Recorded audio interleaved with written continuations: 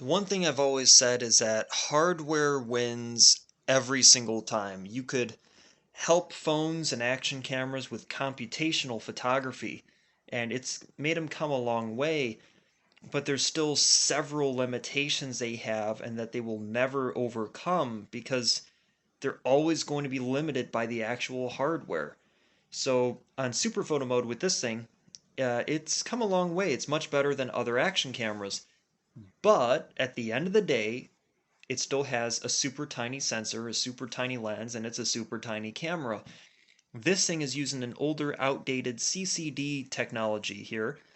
So CCD sensor in this, maximum ISO in this camera is nowhere near as high as this one, but it doesn't matter because at the end of the day, it's got better hardware and the sensor is several times the size of the one in this.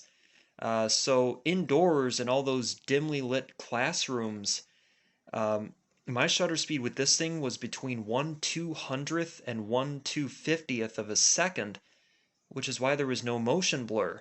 And that was with a maximum ISO of only 400, which is really low. Versus with this one, in the new and improved brightly lit Sanctuary, with super photo mode and all the computational photography tricks with a much higher ISO, it was only able to do a measly 1/30th of a second, which means you will have motion blur.